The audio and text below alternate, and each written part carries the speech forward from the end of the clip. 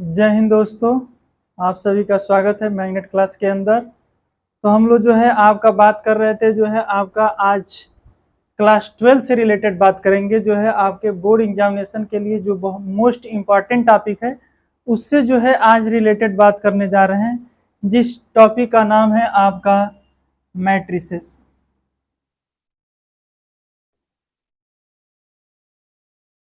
ठीक है, इसके बारे में आज लोग हम पढ़ेंगे कि एक्चुअल में मैट्रिक्स क्या होता है। तो इस मैट्रिक्स से जो है रिलेटेड जो है हम लोग बात करेंगे, ध्यान से देखेंगे। ये जो है आपके दो चैप्टर, जिस एक चैप्टर का नाम है आपका मैट्रिक्स, दूसरा है आपका इसके बाद आएगा डिटर्मिनेंट्स। अगर ये दोनों चैप्टर को अगर आप अच्छे से अगर तैयार कर लेते हैं तो बहुत अच्छा स्कोर कर ले जाएंगे बोर्ड एग्जामिनेशन के दृष्टि से। यानी कि बोर्ड एग्जामिनेशन में इन दोनों चैप्टर से भर भर के प्रॉब्लम देते हैं और होते हैं बहुत ही आसान। और एक बार पढ़ो फिर जो है इसको जो है फिर पढ़ने की जरूरत नहीं पड़ती है। एक बार अच्छे से इसका कंसेप्ट अगर क्लियर हो जाए तो सीधे आप बोर्ड एग्जामिनेशन में जाकर के फोड़ करके आएंगे। तो अगर बोर्ड एग्जामिनेशन में फोड़ना है तो कृपया जो है आप इसको जो है आप अच्छे से पहले कंसेप्ट क्लियर कर लें, तब जाकर के जो है आपका आगे जो है हम लोग डिटरमिनेंट के बारे में बात करेंगे। पहले मैट्रिक्स, तो 2-3 लेक्चर अगर ले लिया जाए मैट्रिक्स में तो ये समाप्त हो सकता है। ठीक है, तो पहले हम बेसिक लेवल से उठाते हैं और फिर जो है आपको धीरे धीरे करके जो है पूरे मैट्रिक्स को हम लोग समाप्त किया जाएगा। तो जो है आप उम्मीद यही करते हैं कि आप कॉपी और पेन लेकर के बैठे होंगे और जो है तब जाकर के ये वीडियो देख रहे होंगे। रील की तरह से इसको ट्रीट ना करिएगा कि हाँ चलो बिस्तरा पर लेटे हैं, लेटे लेटे लेकर के आप मैट्रिक्स पढ़ रहे हैं। हाँ पापा क्या कर रहे हो बेटा? तो मैट्रिक्स पढ़ रहे हैं। और पता चल रहा है कि वैसे जो है आप रील टाइप में देख रहे हैं, तो उसका रिजल्ट नहीं आएगा। फिर बता दे रहे हैं, इसको जो है आप एक कॉपी और पेन ले करके बैठे रहेंगे, क्योंकि आपको बोर्ड का एग्जामिनेशन देना है, जो बोर्ड एग्जामिनेशन में बैठना है, न कि जो है आपको रील देख करके क्लास 11 की तरफ से जो है आप एक मार्कशीट नहीं मिलने वाली है। जो है इसमें जो है आपको जो है जब एक्चुअल में कुछ लिखेंगे तभी पास किया जाएगा। 11 की तरह नहीं सबको पास कर दिया गया। 12th में जो है आपका इस बार जो है हम लोग को जो है आपके बोर्ड में जब कॉपियां चेक करने गए थे तो मैक्सिमम बच्चे जो है वैसे सादे जो है आपके जैसे उनको मिला वैसे जमा कर दिए, उस पर कुछ नहीं लिखे। एक तो बच्चा जो है ऐसा मिला तो उसने जो है आपका कॉपी पर जो है अपना जो है मोबाइल नंबर लिखा था और लिखा गुरुजी पास कर दीजिएगा 88 नंबर दे करके। अब बताओ गुरुजी अपने घर से 88 नंबर नहीं देंगे? तो ये जो है आपको ऐसे ऐसे कैंडिडेट मिलते हैं। तो वो वही मिलते हैं जो लास्ट में जा करके सोचते हैं यार हम भी बोर्ड का फॉर्म भरे हैं, क्या करें, एक साल तो कुछ भी पढ़ाई नहीं हुई, तो कहते हैं चलो किसी तरीके से तोड़ेंगे, लेकिन वो नहीं तोड़ पाते हैं, पेपर ही उनको तोड़ देता है। तो कृपया आपके पास टाइम है, स्टार्टिंग से जो है आप जो है अपने आप को जो है ये एक जगह फोकस कीजिए और तब जाकर के जो है अपनी तैयारी को बेस्ट करें। चैनल पर नए हैं तो सब्सक्राइब कर लीजिएगा। आइए जो हम बात करते हैं मैट्रिक्स के बारे में। क्या मैट्रिक्स होता क्या है, मैट्रिक्स कहते किसको है? जैसे मान लीजिए कि आप विद्यालय में जब पेपर देने जाते हैं तो देखते होंगे सीटिंग प्लान बनाया जाता है।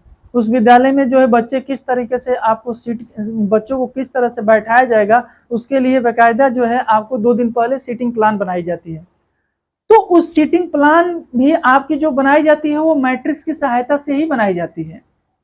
दूसरी छोड़िए, उसके बाद से आप देखते होंगे जब सिटी मॉल में जाते होंगे, चाहे ओरियन मॉल में जाते होंगे, तो आपको जो एक दिखाई देता होगा कि जो है आपको जो रेट उस पर लिखा होता है, रेट लिस्ट आपको दिखाई देती है, या जो है हर एक ऑब्जेक्ट की जो है कितना जो है रेट है उसकी भी आपको कहीं कहीं जो लिस्ट लगी हुई नजर आती है कि हाँ जो ये रेस्टोरेंट में जाते हैं वहाँ लिस्ट लगी हुई नजर आती है। तो सभी जितनी भी ये चीजें होती हैं सभी मैट्रिक्स की सहायता से ही उसको रिप्रेजेंट किया जाता है। कैसे? यानी कि जो है आपका किसी भी डाटा को अगर रो और कॉलम की सहायता से अगर हम आप रिप्रेजेंट करते हैं, if we arrange a given data with the help of row and column then this arrangement is called matrix. तो इस तरीके का जो अरेंजमेंट होगा उसको मैट्रिक्स कहा जाता है। क्या होगा? जिसमें रो होगा और कॉलम होगा। यानी ध्यान से देखना, इस तरीके से जो अगर जो डाटा इस तरीके से हॉरिजेंटल वे में रो रिप्रेजेंट करेंगे उसको नाम दिया जाता है रो के नाम से जानते हैं। जो वर्टिकल रूप में रिप्रेजेंट किया जाता है उसको जो है हम लोग कॉलम के नाम से जानते हैं। तो एक होता है आपका रो, दूसरा होता है कॉलम। तो जो वर्टिकल वाली होती है लाइन वर्टिकल में जो डाटा लिखा जाता है उसको कॉलम बोलते हैं, और जो हॉरिजेंटल में लिखा जाता है उसको रो बोला जाता है। आप गांव देहात शहर कहीं भी आप सुनते हो कि कॉलम, यानी कि हमारी जो मकान बन रही है वो कॉलम पर बन रही है। तो भाई तुम्हारी मकान कॉलम पर बन रही है, इसका मतलब कॉलम तुम्हारा का ऐसे थोड़ा नहीं है, हॉरिजॉन्टल थोड़ा है, कॉलम आपका वर्टिकल होगा, एकदम बिल्कुल जो है आपका जो वर्टिकल वो कॉलम होगा। तो यानी कि जो आपका वर्टिकल लाइन होती है उसको कॉलम के नाम से जानते हैं, और जो हॉरिजॉन्टल होती है उसको रो के नाम से जानते हैं। इस तरह से कॉलम और रो आपको जो है डिवाइड होता है, हॉरिजॉन्टल को रो कहोगे, वर्टिकल वाले को कॉलम कहोगे, और रो और कॉलम की सहायता से जो डाटा रिप्रेजेंट करोगे उसको जो है हम लोग मैट्रिक्स के नाम से जानते हैं। अब देखिए जनरल मैट्रिक्स का रिप्रेजेंटेशन कैसे होता है। General representation of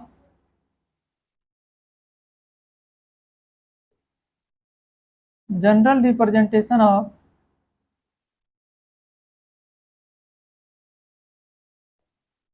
of matrix. Matrix का जो है आपका जनरल रिप्रेजेंटेशन कैसे होता है, ध्यान से देखेंगे। इज इसका जनरल रिप्रेजेंटेशन हम करने जा रहे हैं। हमेशा मैट्रिक्स को जो है आपको कैपिटल लेटर से लिखा जाएगा, कैपिटल लेटर में A B C X Y कुछ भी लिखें, कैपिटल लेटर में लिखें। अब इसके जो है डाटा देखना कैसे हम लिख रहे हैं।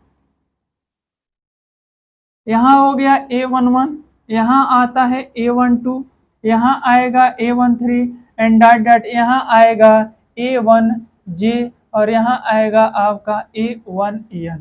इसका मतलब क्या हो रहा है, इस पहले रो की बात कर रहे हैं। कौन से रो की बात कर रहे हैं, पहले रो की बात कर रहे हैं। देखो first row A11, A12, A13, A1J, A1N, यानी कि हम पहला रो ही है। देखो पहला जो है आपका रो बदला नहीं है, यानी कि पहला रो पहला रो पहला रो, यानी कि ये पहला ही रो में डाटा चल रहा है। लेकिन कॉलम देखो बदल रहा है। देखो यहाँ पहला कॉलम है, यहाँ 2 लिखे हैं यानी दूसरी कॉलम स्टार्ट हो गई, यहाँ 3 लिखे हैं तीसरा कॉलम हो गया, यहाँ J लिखे हैं Jth कॉलम, यहाँ N लिखे हैं यानी Nth कॉलम हो गया।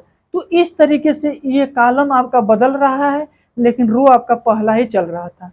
अब यहाँ ध्यान से देखेंगे, अब यहाँ से जो स्टार्ट होगा वो दूसरा रो होगा, A21 बोलेंगे उसको।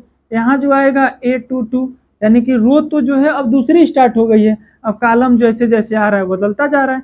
A21, A22, यानी कि ये आपका जो बता रहा है कि दूसरा रो है और पहला कॉलम है। ये दूसरा जो है आपका रो चल रहा है और दूसरी कॉलम आ गई। यहाँ दूसरा ही रो चलेगा, कॉलम कौन आ जाएगा, तीसरा। इस तरीके से यहाँ कौन आ जाएगा, आपका A2J हो जाएगा और यहाँ हो जाएगा A2N। इसी तरह से 3 वाले में आ जाओ, A31, यहाँ कौन आएगा A32, यहाँ कौन आएगा A33, यहाँ कौन आएगा A3J और यहाँ होगा A3N। यानी तीसरी रो की बातें हमने कर दिया। ये पहली रो थी, ये दूसरी रो है और ये तीसरी रो है। इसी तरीके से आपका जब आगे आएंगे तो यहाँ आएगा AI1, यानी ith रो स्टार्ट हो गया। यहाँ जो है आपका AI2, यहाँ कौन आएगा AI3 और यहाँ जो है आपका आ जाएंगे कौन, यहाँ आएगा AIJ, यानी इधर से ith रो चल रहा था, ऊपर से jth वाला कॉलम आ रहा था, तो यहाँ AIJ एलिमेंट बना। यहाँ आगे जाएंगे तो क्या मिलेगा आपका AIN। इसी तरीके से थोड़ा और आगे बढ़ो, लास्ट वाले रो पर पहुंच जाओ। तो लास्ट वाले रो पर पहुंचोगे तो AM यहाँ आ जाएगा AM1, यानी mth रो स्टार्ट हो गया। यहाँ डॉट डॉट बताएं तो बहुत इसमें कॉलम अब रो छूटा हुआ है, अब सीधे लास्ट वाले रो पर आ गए, mth रो हो गया। यहाँ कौन आ जाएगा आपका जो है AM2, यहाँ कौन आएगा आपका AM3 और इसी तरह यहाँ आ जाएगा AMJ और यहाँ आ जाएगा AMN। और इसको जो है आप क्या करते हैं, एक स्क्वायर में इसको बंद कर देते हैं, रेक्टेंगुलर अरे में इसको बंद कर दिया जाता है। इस तरीके से जब आप लिख देंगे तो इसको जो है हम लोग आपका जनरल रिप्रेजेंटेशन ऑफ मैट्रिक्स के नाम से जानते हैं। किसके नाम से जानेंगे, जनरल रिप्रेजेंटेशन ऑफ मैट्रिक्स। ठीक है, तो इस तरीके से हमने इसको अरेंज कर दिया। अब हम आपसे पूछ रहे हैं उतना देखिएगा, पूछेंगे इसमें रो की संख्या कितनी है। तो देखो पहला रो, दूसरा रो, तीसरा रो, आईएथ रो और यहाँ एमएथ रो, यानी कि एमएथ वाला रो स्टार्ट हो गया, यानी रो इसमें रो की टोटल संख्या एम है। तो यहाँ जो है आपका लिखा जाएगा एम, यहाँ जो है आपका एम जो है आपका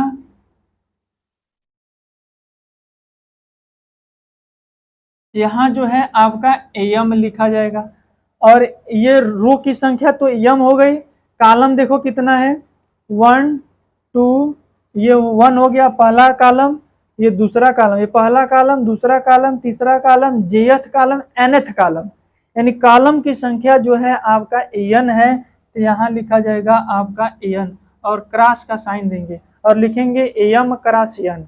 ये जो आपका यम क्रॉस एन लिखा है इसी को बोलते हैं ऑर्डर ऑफ मैट्रिक्स। जो यम क्रॉस एन लिखा है उसको क्या बोलेंगे, ऑर्डर ऑफ मैट्रिक्स। तो यहाँ जो आप यम क्रॉस एन लिखे हैं, यम क्रॉस एन जो लिखे हैं इसी को बोलते हैं ऑर्डर ऑफ मैट्रिक्स। तो इसको जो है हम यहाँ लिख रहे हैं, तो यानी कि जो आपका यहाँ लिखा गया है यम क्रॉस एन वहाँ लिखे, हम यहाँ स्पेस नहीं मिल रहा है यहाँ लिख रहे हैं, इसी यम क्रॉस एन को नाम देते हैं ऑर्डर ऑफ मैट्रिक्स। इस मैट्रिक्स का जो है ये ऑर्डर है क्या, यम क्रॉस एन, यानी कि इसमें रो की संख्या यम है, कॉलम की संख्या एन है, तो यह यम क्रॉस एन बना है, इसी को बोलते हैं ऑर्डर ऑफ मैट्रिक्स। अब ध्यान दीजिएगा, ये जो है, ये जो यहाँ जितने भी एलिमेंट आपको दिखाई दे रहे हैं इस बोर्ड पर A11, A12, A13, ये सभी के सभी जो है एलिमेंट्स ऑफ मैट्रिक्स कहलाते हैं। इस मैट्रिक्स के सभी एलिमेंट हैं, इस मैट्रिक्स के सब क्या हैं, एलिमेंट्स हैं। तो इसको हम A11, A12, A13, A32, A33, AI2, AM1, AM2, ये सभी के सभी आपके एलिमेंट्स ऑफ मैट्रिक्स कहलाते हैं। इस मैट्रिक्स के ये एलिमेंट्स हैं, ठीक है। अब आप ध्यान दीजिएगा यहाँ पर ये जो ए आई जे लिखा है, ए आई जे के बारे में बताइए, रो कौन सा है, आईएथ है, और कॉलम कौन सा है, जेथ है। तो ए आई जे को हम लोग कहते हैं ए आई जे, इसको पढ़ा जाता है आपका ए आई जे को, ए आई जे है ith row and jth column, ith row and jth column, यहाँ लिख रहे हैं, थोड़ा सा ध्यान से देखिएगा, ith row and jth column. इस तरीके से जो है आपका जो है हम लोग लिखा जाता है ith row and jth column. तो ये जो है ए आई जे, मन हमें कोई एक जनरल एलिमेंट उठाया ए आई जे, और ए आई जे से आपको क्या निष्कर्ष निकल रहा है, इसका मतलब हुआ आईएथ रो है और जेथ कॉलम है। इसी तरीके से हम आपसे ये पूछ देंगे, ध्यान दीजिएगा, पूछेंगे A12, तो A12 क्या बताएंगे, फर्स्ट रो है और सेकंड कॉलम है। यहाँ पर रो, फर्स्ट रो है आपका जो है, ये फर्स्ट रो है, फर्स्ट रो है and second column, and second column, first row and second column है। तो ये जो है आपको जो बताता है कि A12 का मतलब फर्स्ट रो सेकंड कॉलम। इसी तरीके से अगर कहीं लिखा रहा है A32, इसको क्या पढ़ेंगे, यानी कि आपका कॉलम रो कौन सा है, थर्ड रो है और दूसरा कॉलम है। रो की संख्या रो वाला कौन सा है, थर्ड रो में जाओगे और दूसरा कॉलम में जाओगे तब मिलेगा कौन, A32।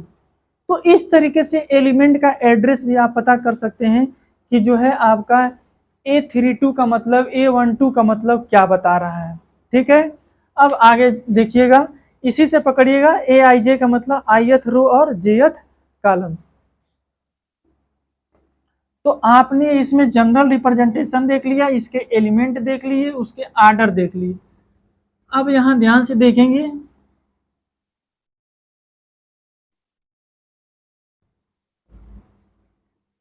जैसे मान लीजिए हमने आपसे पूछ दिया, यहां पर जो है एक मैट्रिक्स बनाया, अब पूछे कि इसका आर्डर बताओ, तभी बताए थे पहले रो गिना जाता है तब कॉलम गिना जाता है। तो इसमें रो गिनो, पहला रो है, दूसरा रो है, तीसरा रो है, तो रो की संख्या कितनी हो गई, थर्ड हो गई। तीन रो हो गया, एक रो, दो रो, तीन रो। कॉलम कितने हैं, एक ही कॉलम, देखो पहला ही कॉलम चलते हुए आ रहा है, यानी कॉलम की संख्या 1 है। इसका आर्डर होगा 3x1, यही इसका आर्डर होगा। जिस तरह से वहां लिखे थे m×n, यहाँ क्या है 3x1, तो यही क्या है इसका आर्डर ऑफ मैट्रिक्स। इस मैट्रिक्स का जो है आपका आर्डर है। तो किसी भी मैट्रिक्स का आप आर्डर आप बता सकते हैं, तो जो है आप कमेंट में इसका आर्डर बताइएगा 1 3 4। चलो हम ही बता देते हैं। ये जो है इसमें कौन सा रो है, रो की संख्या कितनी है, पहला एक ही रो है, एक लिख लो। कॉलम गिनो कितना है, पहला कॉलम, दूसरा कॉलम, तीसरा कॉलम, यानी कि ये पहला कॉलम है, ये दूसरा है और ये तीसरा है, 3 ठो कॉलम है, तो 1×3। ठीक है, इसका बता दीजिए। तो ध्यान से देखो इसमें कितने रो हैं, पहला रो, दूसरा रो, तो रो की संख्या 2 हो गई। कॉलम कितने हैं, पहला कॉलम, दूसरा कॉलम, यानी कॉलम हो गया 2, इसका आर्डर हो गया 2×2। तो इस तरीके से हम लोग जो है मैट्रिक्स का जो है आर्डर आप जो है फाइंड कर सकते हैं, आर्डर बता सकते हैं कि वो उस मैट्रिक्स का आर्डर कितना होने वाला है। अब चलो आर्डर तो हम लोग जान गए,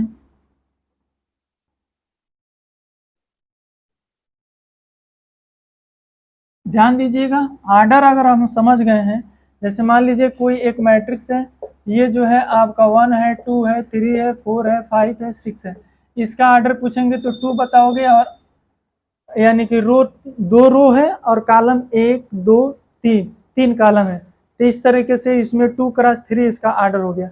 इस मैट्रिक्स में अगर हम टोटल एलिमेंट पूछ दें, total element,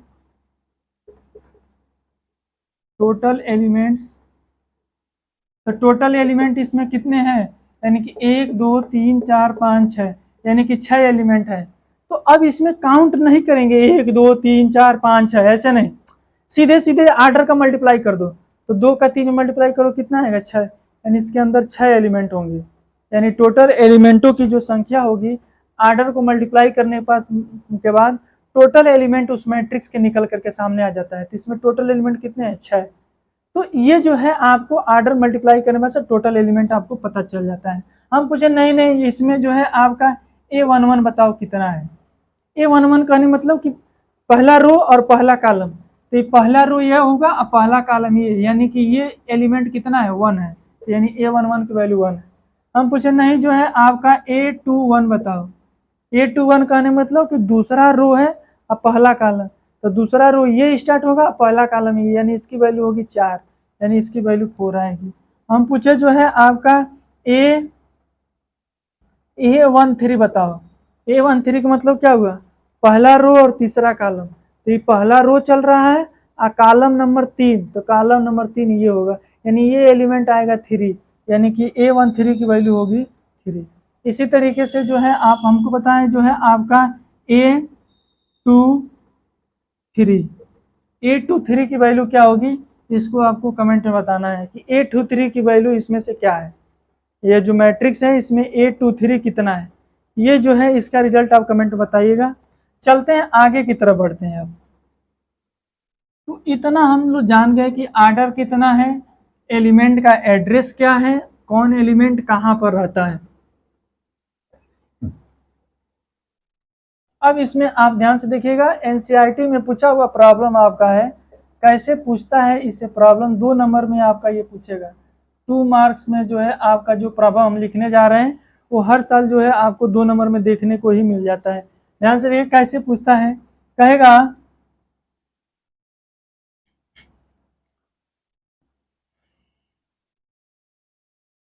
the total number of the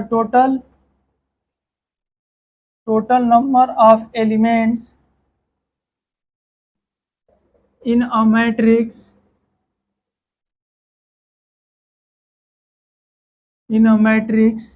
is 8, यानी कोई मैट्रिक्स है जिसमें टोटल एलिमेंट कितने हैं 8 हैं। Then find the possible possible order. तो पॉसिबल आर्डर जो है आपको फाइंड करना है। क्या फाइंड करना है? Possible order. तो इसका सलूशन जो है आपको 2 सेकंड के अंदर बता सकते हैं।